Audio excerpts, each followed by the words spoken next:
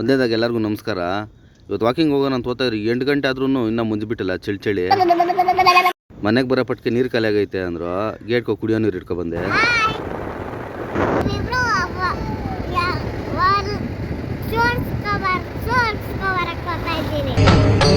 ಇದೆ ಇಲ್ಲೊಂದು ಸಮಸ್ಯೆ. ಮನೆಗೆ ರೇಷನ್ ಖಾಲಿ ಆಗಿತ್ತು ಅಂದರು. ಈಸ್ಕೊಂಬರ ಕೊಲಾರ್ಗೆ ಹೋದ್ರೆ ಅವಾಗ ದೊಡ್ಡವ್ರು ಹೇಳಿದ ಮಾತು ಒಂದು ಜ್ಞಾಪ ಬಂತು.